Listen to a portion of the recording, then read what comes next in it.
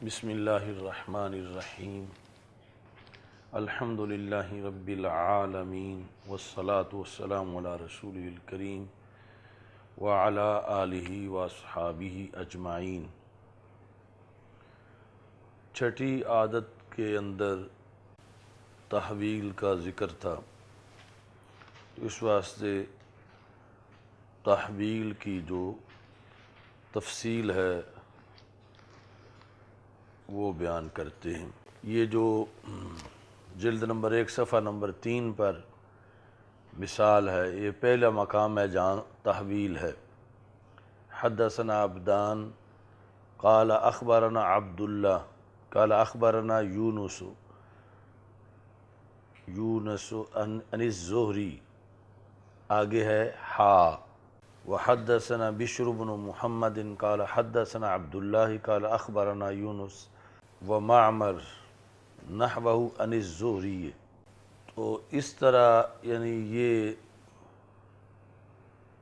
تحویل ہوتی ہے کہ پہلے امام بخاری نے اپنی سند اپنے استاذ عبدان سے شروع کی ہے، یعنی یہاں امام بخاری نے اس حدیث کو اپنے 2 اساتذہ سے روایت کیا، ایک کا نام عبدان ہے اور دوسرے کا نام بشر بن محمد ہے۔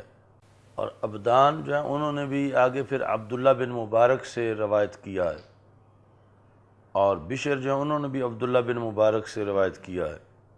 نظر آیا نا دونوں جگہ عبداللہ۔ حدثنا عبدان قال اخبرنا عبداللہ، دوسری میں حدثنا بشر بن محمد قال حدثنا عبداللہ، تو یہ دونوں عبداللہ ایک ہی ہیں، یعنی عبداللہ بن مبارک۔ آگے پہلی سند کے اندر جو عبداللہ ہیں انہوں نے ایک استاد سے روایت کیا ہے، قال اخبرنا یونس، اور جو دوسری سند ہے اس میں عبداللہ جو ہیں انہوں نے 2 اساتذہ سے روایت کیا ہے۔ وہ کس طرح؟ اخبرنا یونس و معمر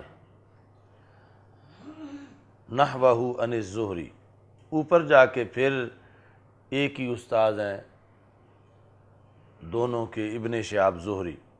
اب یہاں بھی وہ جو ہے کہ جب 2 استاد ہوں تو ان میں سے دوسرے کا ذکر کرتے ہیں، تو مطلب یہ ہوگا کہ یونس اور معمر جب دونوں اکٹھے ہیں تو اس میں معمر کے لفظ جو ہیں وہ انہوں نے روایت کیے ہیں امام بخاری رحمۃ اللہ علیہ نے۔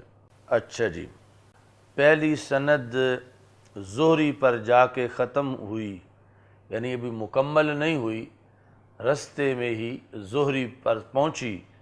تو ایک طریقہ تو یہ تھا کہ زہری کے بعد پھر آگے یہ جو دوسری سند میں ہے اخبرانی عبید اللہ عن ابن عباس، اس طرح مکمل لکھ کے تو پھر حدثنا بشر لکھتے، مکمل نہیں لکھی، زہری تک پہنچا کے ختم کر دی ہے۔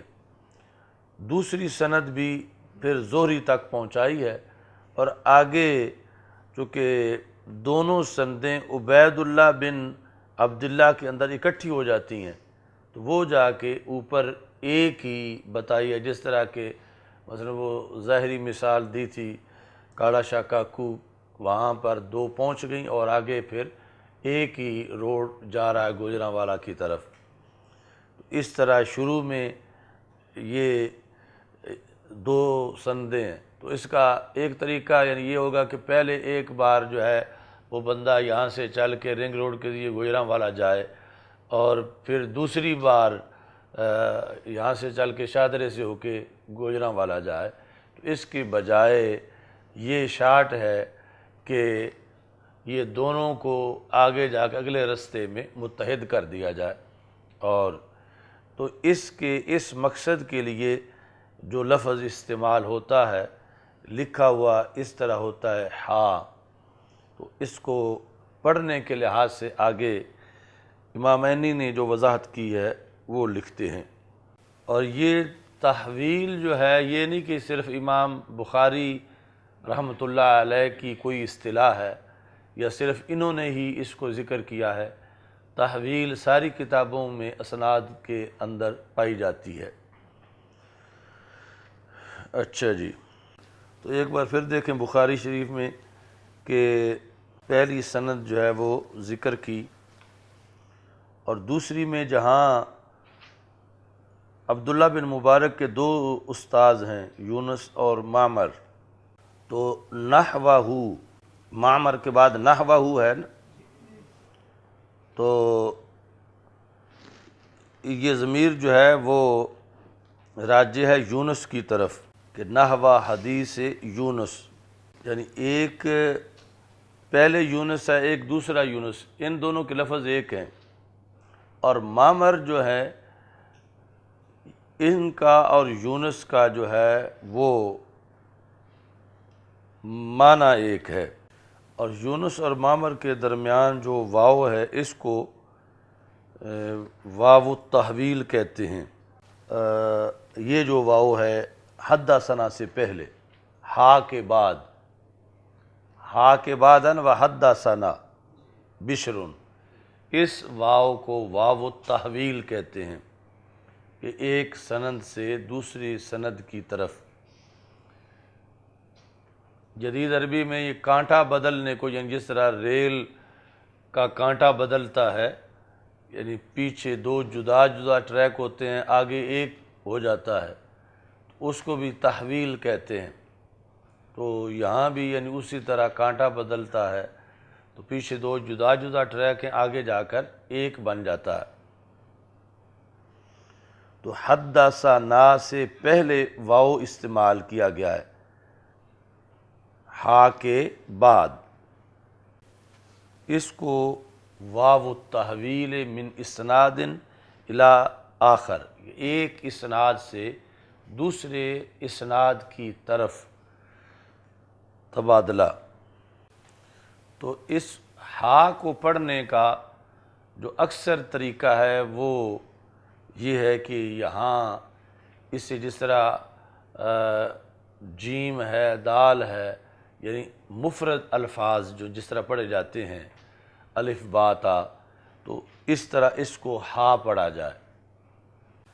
یعنی ایک طریقہ تو یہ ہے نا کہ رموز ہوتے ہیں، رموز میں یہ ہوتا ہے کہ اس میں لفظ پورا پڑھنا ہوتا ہے، جس طرح کتابوں کے اندر جو ہے وہ استعمال کرتے ہیں، مثلا ترمذی کی رمز ہے تا، تو وہاں پر ہوگا کہ رواہ ترمذی، تو یہ اور رموز کی طرح نہیں ہے کہ پورے لفظ کا یہاں جو ایک ذکر ہے اس کو اس کی طرح پڑھا جائے کہ تحویل کے طور پر، بلکہ ہا کے ساتھ جو ہے وہ پڑھا جائے گا۔ ایک طریقہ جو زیادہ راجح ہے کہ اس کو مفرد حرف ہا کے انداز میں پڑھا جائے۔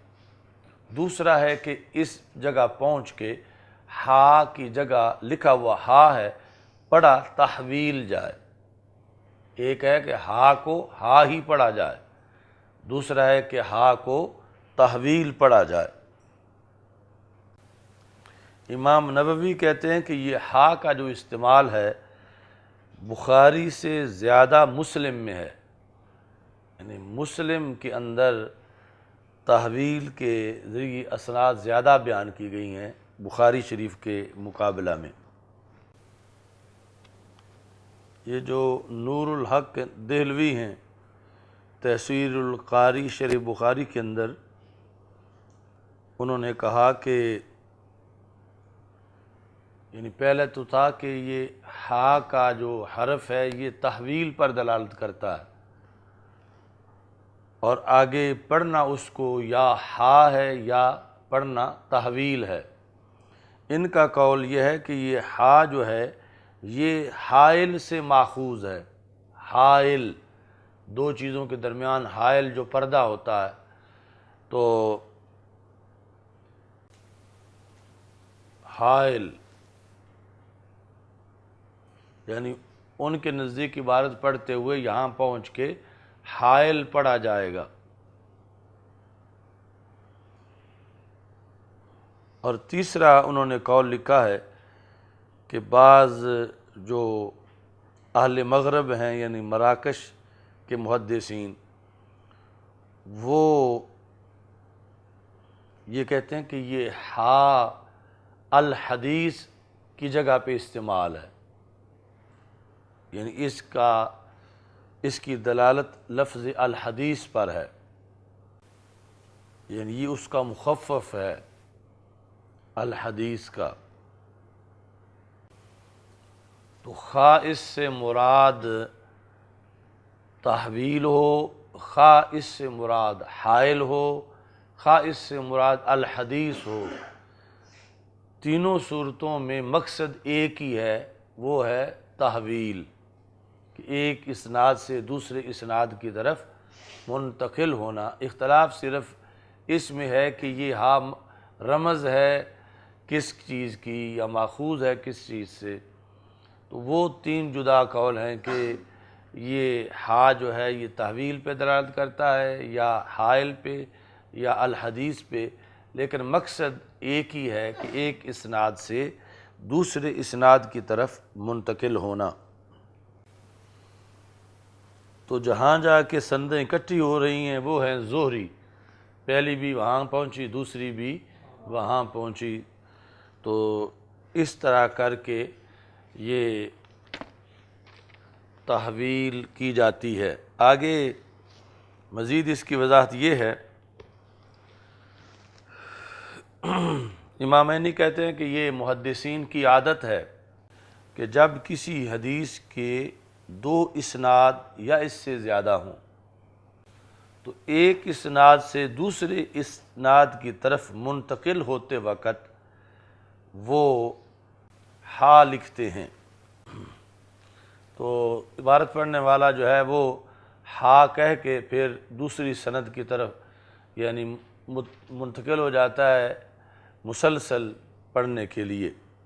فائدہ اس کا یہ ہے کہ ایک اسناد دوسرے میں مکس نہ ہو جائے، یعنی اگر ہا نہ ہو تو پھر لگے گا کہ ایک ہی سند ہے، حالانکہ سندیں دو ہیں یا تین ہیں یا چار ہیں۔ تو جس طرح دوسری سند کی طرف منتقل ہونے کے لیے ہا آتا ہے، وہاں اگر تیسری سند ہے تو اس کے لیے بھی ہا آئے گا، چوتھی ہے تو اس کے لیے بھی ہا آئے گا۔ اور ایسے مقام پر جو اہل مغرب ہیں، آج تو مغرب سے بول کے مراد یورپ لیا جاتا ہے، ویسٹ مغرب، تو یہ جو ہمارا کتابی عرف ہے شروحات میں اور ویسے بھی جدید عربی میں، یعنی مراکش جو ہے اس کو مغرب کہتے ہیں، مراکش جو ملک ہے اسلامی، تو اس کو عربی زبان میں مراکش کی بجائے مغرب کے ساتھ تعبیر کرتے ہیں۔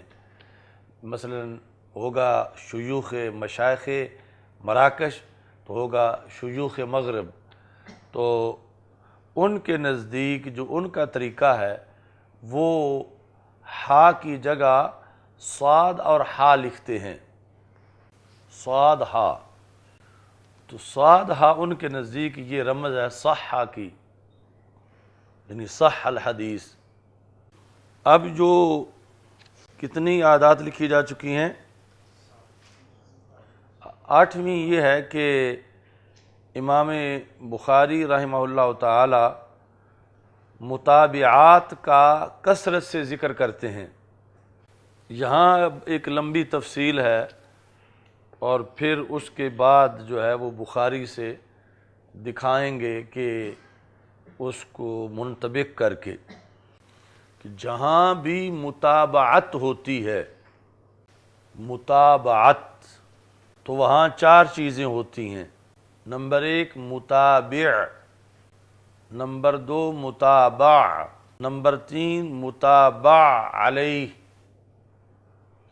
علیہ، نمبر 4 متابع عنہ۔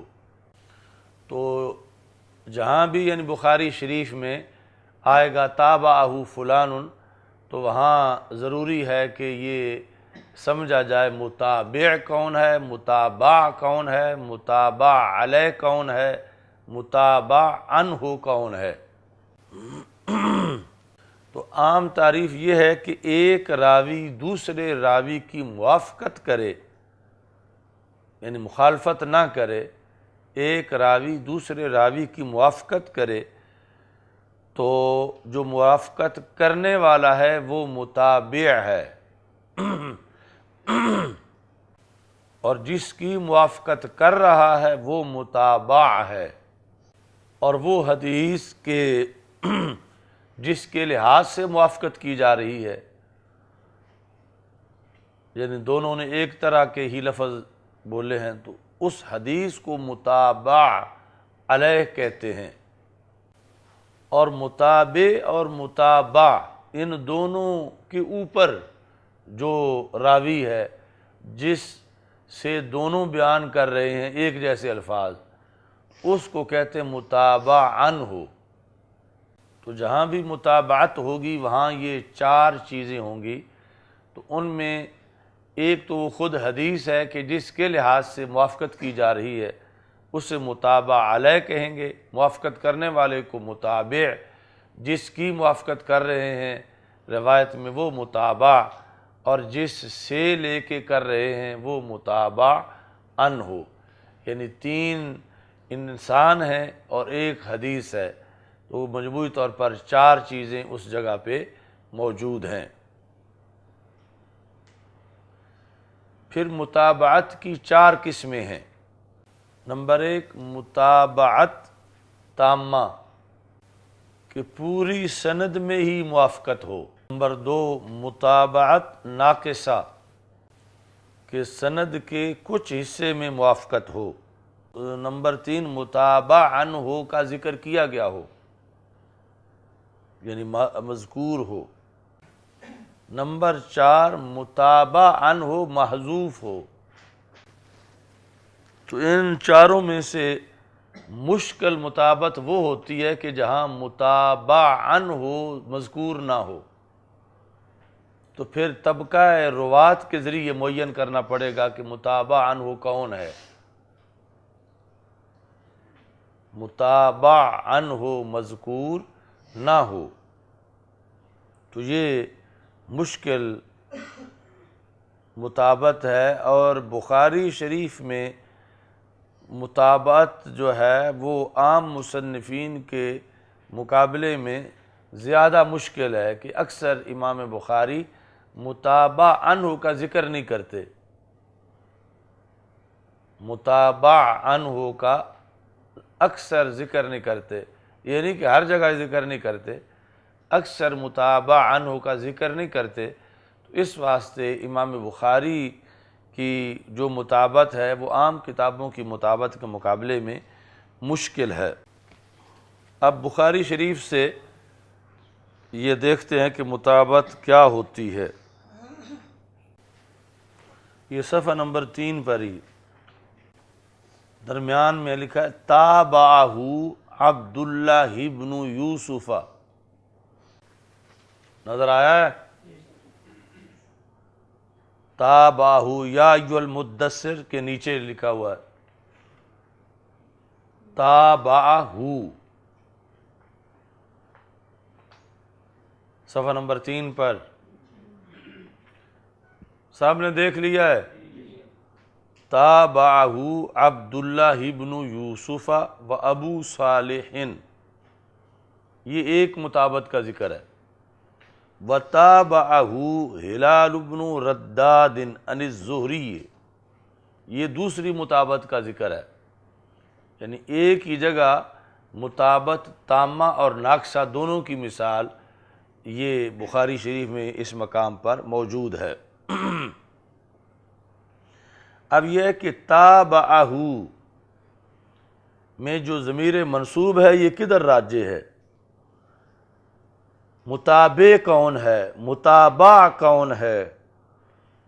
متابع علیہ کیا ہے؟ متابع عنہ کیا ہے؟ متابعت کی اس کی عبداللہ بن یوسف نے، کس کی متابعت؟ یہ جو پچھلے صفحے پر ہے، صفحہ نمبر 2 پر، حدثنا یحییٰ بن بکیر، نظر آیا ہے نا پہلے صفحے پر؟ حدثنا یحییٰ بن بکیر قال اخبرنا اللیث عن عقیل عن ابن شہاب، یعنی یہ سند لکھ کے تو آگے امام بخاری نے یہ حدیث لکھی ہے ساری، جو یہاں آ کے ختم ہو رہی ہے، جہاں وہ تابع عبداللہ ابن یوسف لکھا ہوا ہے، تو یہ حدیث ہوگی متابع علیہ، اور متابع ہیں یحییٰ بن بکیر کہ جن کی موافقت کی گئی ہے، متابع ہیں عبداللہ بن یوسف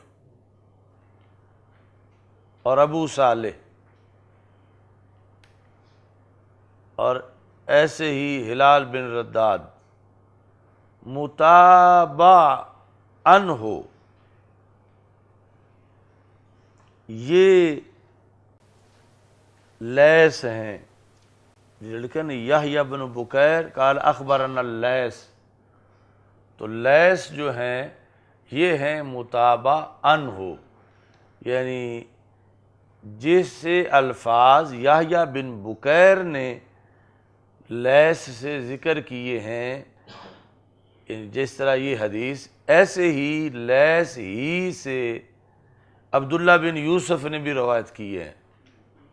تو متابع عنہ وہ ہے جو یعنی متابع اور متابع کا استاذ ہے، متابع اور متابع کا استاذ ہے، وہ ہے متابع عنہ، اور حدیث جو ہے یہ ہے متابع علیہ۔ اچھا جی، اب یہ جو قسم بتائی تھی متابعت تامہ اور ناقصہ،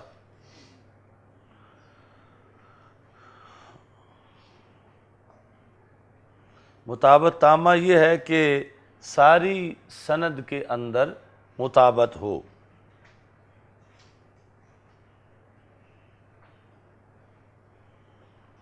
تو یہ جو عبداللہ بن یوسف والی متابعت ہے یہ ہے متابعت تامہ، کیونکہ ساری سند میں ہے کہ شروع سند کے اندر ہی موافقت ہو گئی ہے، تابعہ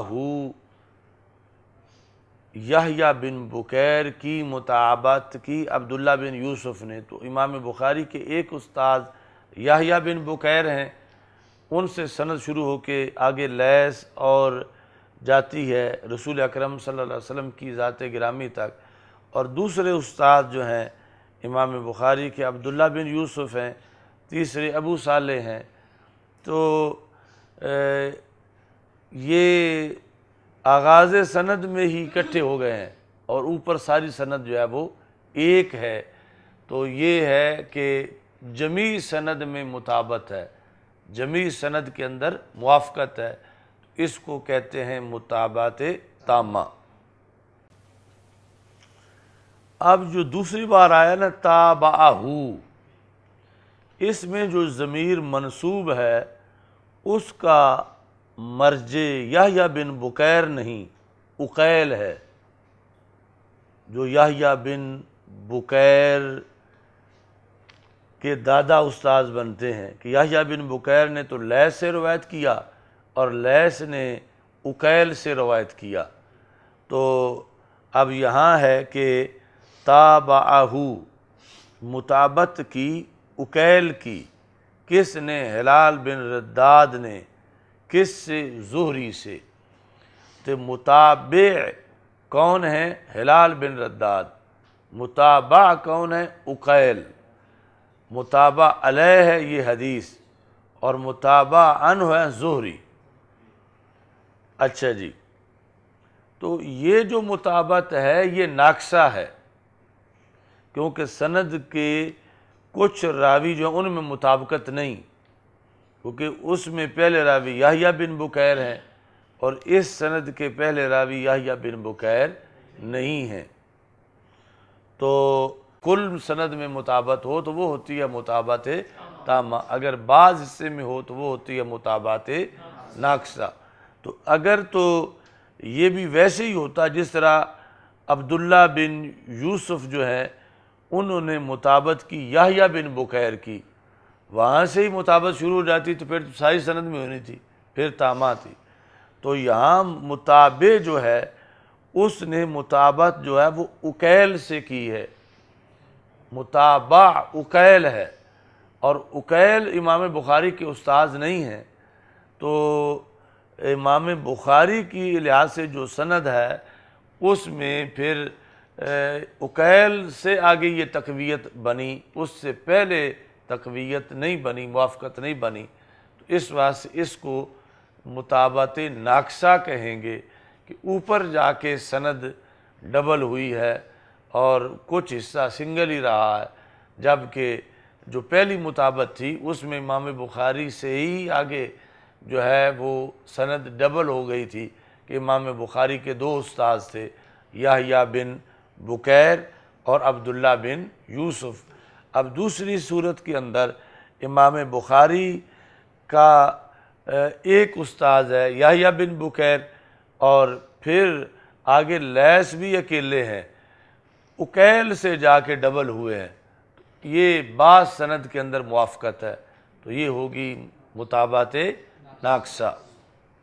تو یہ یعنی جو ہم تمہید بخاری لکھا رہے ہیں، تو ایک مثال آگے پھر ہر جگہ آپ نے رائج کرنی ہے، تابعہ فلان جب آ جائے گا تو یہ کہ پیچھے کون ہے جو کہ متابع ہے، اور یہ کون ہے جو متابع ہے، اور متابع علیہ کون ہے، اور متابع عنہ کون ہے، اور مطابقت کیا ہوتی ہے، یعنی موافقت۔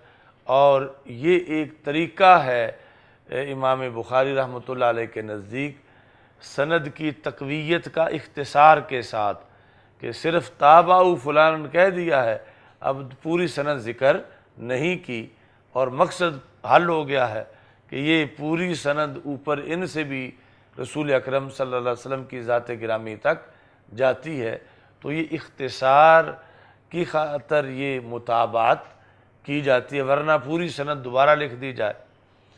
اچھا جی، تو یہ عادات امام بخاری رحمہ اللہ تعالی میں سے متابعت ہے۔ اچھا جی، تو ساتویں جو آپ نے لکھی تھی، اسناد میں سے اوالی جو ہیں ان کو منتخب کرتے ہیں، تو اوالی ان کی وہ ہیں ثلاثیات، یعنی کسی کا ہو سکتا ہے کہ اوالی جو ہیں وہ ثنائیات ہوں، یعنی جن کا زمانہ امام بخاری سے بھی پہلے ہے، جن محدثین کا، ان کی اکثر حدیثیں وہ ہوں گی کہ ان کے اور رسول اللہ صلی اللہ علیہ وسلم کے درمیان دو ہی واسطے ہیں، تو ان کی سند قریب ہے امام بخاری کے مقابلے میں، تو ان کی اوالی ہوں گی ثنائیات۔ ایسے ہی جو بعد والے ہیں امام بخاری سے، ہو سکتا ہے کہ ان کی اوالی رباعیات ہوں، کہ امام ان کے اور رسول اللہ صلی اللہ علیہ وسلم کے درمیان جو ہیں وہ 4 راوی ہیں، یا 5 ہیں یا 6، تو اس طرح یہ ضروری نہیں کہ ہر جگہ اوالی ثلاثیات ہی ہوں، تو ہر بندے کی زندگی اور زمانے کے لحاظ سے پھر جو اساتذہ سے اس نے پڑھا ہے، کہ نو عمر اساتذہ سے پڑھا ہے یا بوڑھے اساتذہ سے پڑھا ہے، تو اس لحاظ سے پھر اوالی جو ہیں وہ بدلتی رہتی ہیں ہر بندے کی ذات کے لحاظ سے۔ تو کل اوالی جو ہیں وہ ثلاثیات کل جو ہیں وہ کتنی ہیں؟ 22، یعنی بخاری شریف میں 22 حدیثیں ثلاثیات ہیں۔ اب صفحہ نمبر 21 نکالیں، یہ موٹا سا لکھا ہے اول الثلاثیات حاشیے پر، تو یہاں پہلی ثلاثی آئی ہے ان 22 میں سے۔ اب کس طرح ثلاثی ہے؟ حدثنا المکی ابن ابراہیم، یعنی امام بخاری رحمہ اللہ تعالیٰ کے استاذ یہاں پر ہیں مکی بن ابراہیم، تو مکی بن ابراہیم نے روایت کی ہے یزید بن ابی عبید سے، اور یزید بن ابی عبید نے حضرت سلمہ بن اکوع سے، اور سلمہ بن اکوع صحابی ہیں، اور آگے رسول اکرم صلی اللہ علیہ وسلم کی ذات گرامی ہے، تو امام بخاری اور رسول اکرم صلی اللہ علیہ وسلم کی ذات گرامی کے درمیان کتنے واسطے ہیں؟ 3 ہی نظر آ رہے ہیں نا؟ کسی میں 4 تو نہیں ہے. تو یہ ہے اس کے ثلاثی ہونے کی صورت کہ امام بخاری اور رسول اکرم صلی اللہ علیہ وسلم کے درمیان 3 واسطے اوالی ثلاثی ہیں. مطلب یہ کوئی بھی حدیث امام بخاری کی کسی بھی کتاب کے اندر ایسی نہیں ہے کہ جہاں امام بخاری اور رسول اکرم صلی اللہ علیہ وسلم کے درمیان صرف 2 واسطے ہوں یا صرف 1 واسطہ ہو. یعنی امام بخاری کے زمانے کا اس میں دخل ہے، اور پھر جن اساتذہ سے پڑھا ہے ان کی عمروں کا دخل ہے کہ انہیں کوئی بھی ایسا استاذ میسر نہیں آیا کہ جس اس استاذ کی آگے سند 60 ہو رسول اکرم صلی اللہ علیہ وسلم کے ساتھ ثلاثی کے مقابلے میں.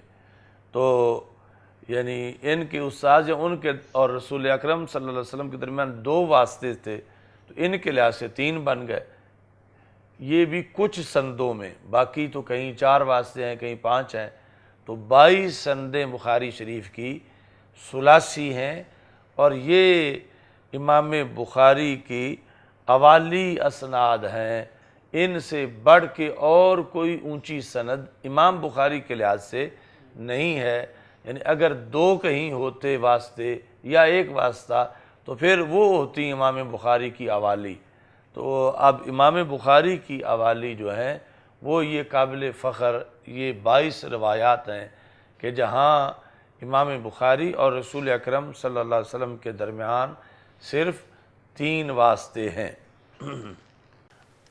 اچھا جی، تو عمومی طور پر یہ جو ایک پراپوگنڈا ہے امام اعظم ابو حنیفہ رحمۃ اللہ علیہ کے خلاف اور پھر مطلقاً احناف کے خلاف کہ ان کا حدیث میں کام تھوڑا ہے یا حدیث انہیں تھوڑی آتی ہے یا حدیث سے استدلال تھوڑا کرتے ہیں، تو اس پراپوگنڈے کو رد کرنے کے لیے یہ بحث ہے کہ یہ امام بخاری کا سب سے بڑا سرمایہ ثلاثی حدیثیں ہیں، اور ثلاثی کل کتنی ہیں؟ 22.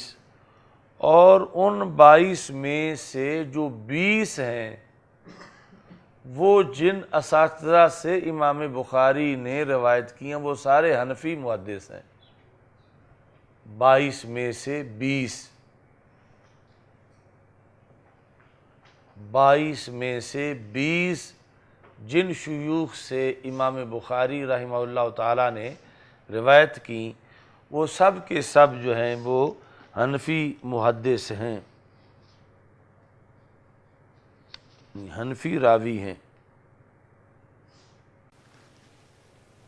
تو مطلب بنا کہ امام بخاری کے جو چوٹی کے استاذ ہیں یعنی وہ ہیں کہ جہاں واسطے 3 ہیں، چوٹی کی حدیثیں 22 ہیں مگر اساتذہ تو تھوڑے ہیں، چونکہ ایک استاذ سے 5 6 بھی روایت ہیں. تو مطلب یہ ہے کہ جو چوٹی کے شیوخ ہیں امام بخاری رحمۃ اللہ علیہ کے ان میں غالب اکثریت حنفیوں کی ہے. یعنی امام صاحب کے فیض یافتہ ہیں امام بخاری، اور فیض یافتہ بھی اعلیٰ درجے کے ہیں. مثلاً ایک ان کے استاذ ہیں امام بخاری کے امام ابو عاصم حنفی، جن کو یعنی امام بخاری لکھتے وقت لکھتے ہیں ابو عاصم النبیل، ابو عاصم النبیل. تو یہ حنفی محدث ہیں. تو ابو عاصم النبیل سے 6 حدیثیں روایت کی ہیں ثلاثی امام بخاری رحمۃ اللہ علیہ نے بخاری شریف میں. تو 22 میں سے 6 تو ابو عاصم النبیل کے ذریعے امام بخاری کو ملی. ایسے ہی امام بخاری کے جو چوٹی کے شیوخ ہیں ان میں سے ایک کا نام ہے محمد بن عبداللہ حنفی. تو ان سے امام بخاری رحمہ اللہ تعالیٰ نے 3 روایت کی ہیں. اور ایک استاد ہے امام بخاری کے مکی بن ابراہیم حنفی. یہ اول الثلاثی بھی انہی سے روایت ہے، یہ جو ابھی دیکھی ہے مکی بن ابراہیم. تو مکی بن ابراہیم سے امام بخاری رحمہ اللہ تعالیٰ نے 11 ثلاثی حدیثیں روایت کی ہیں۔ اب 11 اور 3 کتنی بن گئی؟ 14، اور 14 اور 6 20، تو کل جو 22 ہیں ان میں سے 20 تو حنفیوں کے ذریعے سے ملی ہیں، باقی صرف 2 رہ گئی ہیں جو کہ غیر احناف سے انہوں نے ذکر کی ہیں۔ تو اس بنیاد پر یعنی ایسا نہیں کہ احناف کا علم حدیث میں کام کوئی تھوڑا ہے، بلکہ سب سے بڑے محدث امام بخاری، ان کا سب سے بڑا سرمایہ ثلاثی حدیثیں ہیں اور وہ 22 ہیں، اور ان 22 میں سے 20 جو ہیں وہ حنفی محدثین سے امام بخاری رحمہ اللہ تعالیٰ نے حاصل کی ہیں۔ کتنی عادات ہو گئی ہیں؟ نامی۔ تو جب ایک حدیث کی کئی اسناد ہوں تو وہاں پر اگر ان اسناد میں سے کوئی اصح الاسانید ہے تو پھر امام بخاری رحمہ اللہ تعالی اسے ترجیح دیتے ہیں۔ اصح الاسانید میں سے جو ہے، اصح الاسانید، تو یہ گولڈن سندیں ہیں چند، اصول حدیث کی کتابوں میں ان کا ذکر ہے، یہ سب بھی آپ نے زبانی یاد کرنی ہے کہ اصح الاسانید سب سے اہم ترین سندیں صحت کے لحاظ سے۔ اس میں ایک ہے مالک، یعنی مالک سے مراد ہے امام مالک، مالک عن نافع عن ابن عمر رضی اللہ تعالیٰ عنہما، یعنی جو بات امام مالک تک صحت کے ساتھ پہنچ رہی ہے اور آگے امام مالک نے نافع سے روایت کی ہے اور کسی سے نہیں، اور نافع جو ہے انہوں نے عبداللہ بن عمر رضی اللہ تعالیٰ عنہ سے روایت کی ہے، اس کو یعنی سونے کی سند کہا جاتا ہے۔ ایک سونے کی اسناد میں سے ایک یہ ہے مالک عن نافع عن ابن عمر، دوسری سونے کی سند جو ہے وہ ہے زہری عن سالم عن ابیہ، زہری عن سالم عن ابیہ، ابی سے مراد عبداللہ بن عمر رضی اللہ تعالیٰ عنہ، یعنی سالم کے ابا جی، زہری عن سالم عن ابیہ۔ تیسری نخی، یعنی ابراہیم نخی، نخی عن علقمہ عن ابن مسعود، حضرت عبداللہ بن مسعود رضی اللہ تعالی عنہما، نخی عن علقمہ عن ابن مسعود۔ کتنی ہو گئی ہیں؟ چوتھی زہری عن علی بن الحسین رضی اللہ تعالی عنہما عن ابیہ، زہری عن علی بن الحسین عن ابیہ، ابیہ سے مراد ہے عن الحسین، یعنی امام زین العابدین رضی اللہ تعالیٰ عنہ حضرت امام حسین رضی اللہ تعالیٰ عنہ سے روایت کریں، اور امام زین العابدین رضی اللہ تعالیٰ عنہ سے ابن شہاب زہری روایت کریں، زہری عن علی بن الحسین عن ابیہ رضی اللہ تعالیٰ عنہ۔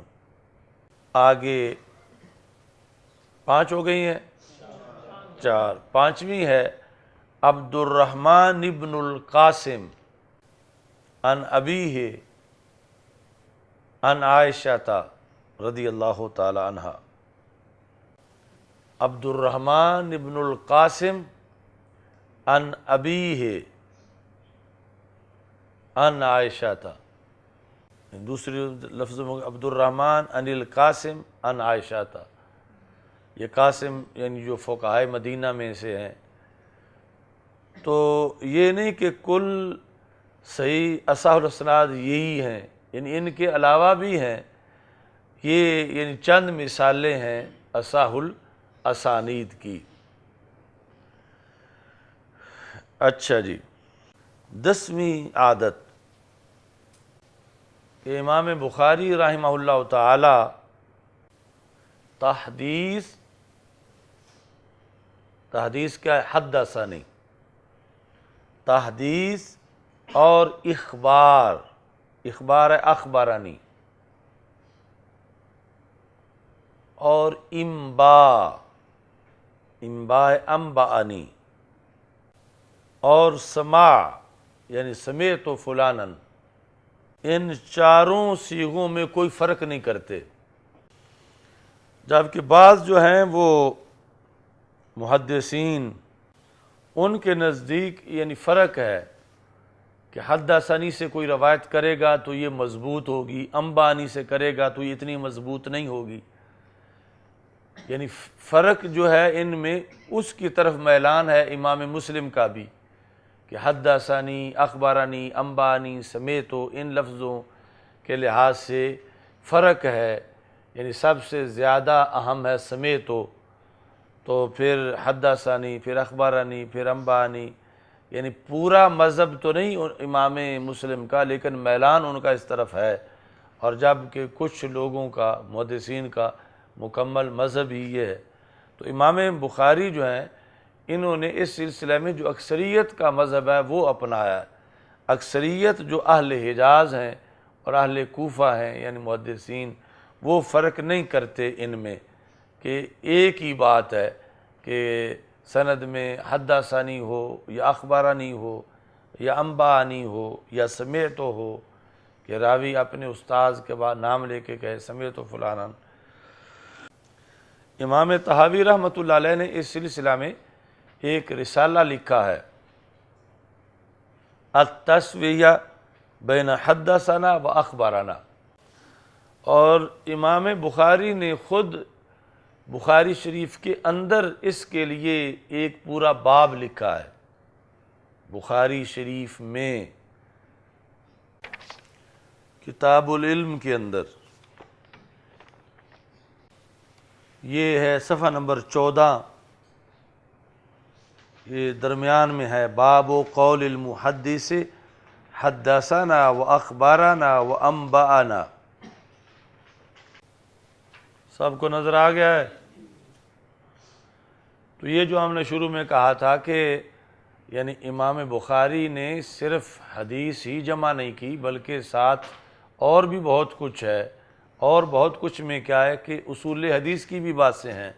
تو جس طرح یہ بحث اب جو ہے وہ اصول حدیث کی ہے کہ ایک قانون جو ہے وہ بیان کیا اور اس کی پھر دلیل لکھی۔ دلیل کیا ہے؟ قال لنا الحمیدی کان عند ابن عیینہ، ابن عیینہ سے مراد یہاں ہے سفیان بن عیینہ، کہ سفیان بن عیینہ کے نزدیک حدثنا، اخبارنا، انبانا اور سمعت واحداً ایک ہی چیز تھی سفیان بن عیینہ کے نزدیک۔ حدثنا، اخبارنا سارے معطوف علیہ معطوف مل کے یہ کانا کا اسم ہے اور واحداً اس کی خبر ہے۔ یہ اصول سارے ذہن میں ہوں تو پھر بحث میں بندہ فتح پا سکتا ہے۔ مثلا ایک حدیث جو ہے وہ تمہارا مخالف جو ہے وہ پیش کر رہا ہے اور اس میں سمیت ہے آخری راوی کے عن ابن مسعود قال سمیت رسول اللہ صلی اللہ علیہ وسلم، یا اس سے پہلے جو ہے وہ ان علقمہ قال سمیت عبداللہ بن مسعود، اور دوسری میں یہ ہے کہ اخبرنی عبداللہ بن مسعود۔ تو مخالف کہتا ہے کہ جو تم پیش کر رہے ہو وہ تو اخبرنی ہے اور جو میں پیش کر رہا ہوں وہ سمیت ہے، لہذا میری حدیث جو ہے یہ زیادہ قوی ہے تمہاری دلیل کے مقابلے میں۔ تو یہ بات چل رہی ہے یعنی بخاری، امام بخاری کے حوالے سے۔ تو اب اس میں آپ کہہ سکتے ہیں کہ امام بخاری تو خود قانون لکھ چکے ہیں کہ سمیت اور اخبارنی حدثنی انبانی ایک ہی چیز ہے، یعنی ان صیغوں سے کسی کو ترجیح نہیں دی جا سکتی۔ تو یہ امام بخاری نے اپنا قانون لکھا، اور یہ بھی عادات بخاری میں دلیل کے ساتھ موجود ہے۔ یعنی یہ صرف امام بخاری کا ہی مختار نہیں، سارے اہل حجاز جو ہیں، یعنی پہلا علمی مرکز جو ہے مسلمانوں کا وہ اہل حجاز ہے، اور اہل حجاز کے بعد پھر عراق کا علاقہ جو ہے وہ آتا ہے دوسرے نمبر پر، پھر سارے بعد میں ہیں۔ تو اہل حجاز اور اہل کوفہ جو ہیں ان میں سے اکثریت جو ہے ان کا مختار مذہب یہی ہے کہ یہ سارے صیغے ایک ہی طرح کے ہیں۔ 11ویں عادت کہ امام بخاری رحمۃ اللہ علیہ کو جن شیوخ نے کوئی سند لکھائی ہو اور اس میں کوئی راوی مبہم ہو، مبہم یہ ہے مثلا ولدیت کا ذکر نہیں، تو امام پھر اس نام کے تو سینکڑوں بندے ہو سکتے ہیں، تو امام بخاری جو ہیں وہ پھر خود اپنے سورسز سے اس راوی کا نسب بیان کرتے ہیں جس کو مبہم رکھا گیا تھا، اور اگر نسب بیان کرنے سے بھی وضاحت نہ ہوتی ہو، مثلا دو ہیں عبداللہ بن زید، تو پھر اس کا ساتھ وطن بیان کر کے علاقے کی طرف نسبت کر کے، یعنی ایک مثلا عبداللہ بن زید کوفی ہیں، دوسرے عبداللہ بن زید شامی ہیں، تو اس طرح کر کے یعنی ابہام کو دور کرتے ہیں۔ تو یہ لکھا آپ نے بہت سا لیا ہے، اس سب کو اچھی طرح یاد کرنا ہے، یعنی پوری زندگی کا یہ سبق ہے۔ اور یعنی بخاری شریف ویسے تو ایک جگہ ہم جس وقت طالب علم تھے تو ذکر ہو رہا تھا ایک پیر صاحب کے پاس کہ فلاں پیر صاحب جو ہیں وہ بہت پڑھے ہوئے ہیں، اور یہاں تک کہ وہ بخاری شریف پڑھا لیتے ہیں۔ تو وہ پیر صاحب جن کے پاس ذکر ہو رہا تھا انہوں نے کہا یہ کون سا کمال ہے، اب اردو ترجمہ بخاری کا لو میں بھی پڑھا لیتا ہوں۔ تو یعنی اردو ترجمہ یا صرف ترجمہ اور بات ہے، اور بخاری پڑھانا جو ہے وہ اور بات ہے۔ تو یعنی یہ چیزیں ساری جو ہیں ان کا دخل ہے اصل صحیح مراد بخاری تک پہنچنے کے لیے، اور صحیح جو استدلال ہے اس کے لیے ان تمام اصولوں کو پیش نظر رکھنا پڑتا ہے، جس کا انشاءاللہ ہم زیادہ سے زیادہ تذکرہ اس تمہید بخاری میں کریں گے۔ الحمدللہ رب العالمین والعاقبۃ للمتقین والصلاۃ والسلام علی رسول الکریم استغفر اللہ لا الہ الا اللہ وحدہ لا شریک لہ لہ الملک ولہ الحمد وہو علی کل شیء قدیر۔ اللہم انا نعوذ بک من زوال النعمت وتحول عافیت اللہم ارنا الحق حقا وارزقنا اتباعہ وارنا الباطل باطلا وارزقنا اجتنابہ اللہم بارک لنا فی الامور کلها بارک لنا فی الامور کلها صلی اللہ تعالی علیہ